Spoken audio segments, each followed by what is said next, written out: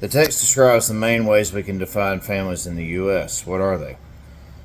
The definition of family in the text is groups of people who are related, bound by legal, emotional, or biological connections. I feel this is a straightforward definition when it comes to describing a group of people who share a common bond. It makes sense that there would not be one specific definition due to the diverse cultures and different belief systems in society. Cohen refers to the family as an institutional arena where rules and certain sets of behavior are used. The family arena is the specific area where these roles and positions where these rules apply. It is in this structure that people learn how to interact with each other within these specific roles. It is challenging to define my own family situation when it comes to my current situation. I'm still in the process of going through a divorce. I have scheduled visitation with my children, but custody is not defined by the court yet. I have a legal type of family with my brother and my mother, but I'm also in a 12-step fellowship of recovery. We are a type of family due to the nature of our common bonds when it comes to recovery from the disease of addiction. There are three main psychological theories discussed in this textbook. What are they? Well, the three theories that Cohen discusses are symbolic interactionism, exchange theory, and modernity theory. He states that symbolic interactionism is the ability of people to see themselves through others' eyes and enact roles based on expectations. The exchange theory is that groups of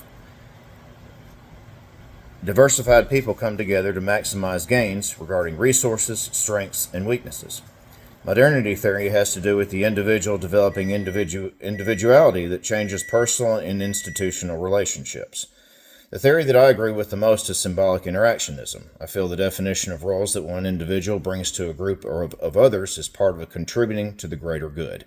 It also brings a sense of self-worth to the individual when expected behaviors and outcomes are met. Interaction with others is how these roles are defined and given meaning. I can say that my given role in relation to others is what I do every day as a counselor. This is not specific to just giving suggestions and feedback. I also must be an active listener and respond effectively to the different types of situations and problems that my clients present to me. In being of service to others, I have found my purpose that gives me that definition and self-worth in society. One of the main ways we study family in sociology is with surveys which rely on a questionnaire. What type of questions would I want to ask? And if the survey isn't appropriate, about what do I like to know? How would I go about finding it out? There's a plethora of different questions that could be asked in any type of social or family setting. Some of these questions would be irrelevant to different cultures of people based on demographics and belief systems. I would ask questions related to common bonds, ones that focus on technology use in the home and how that relates to the way that families interact socially, as well as with each other.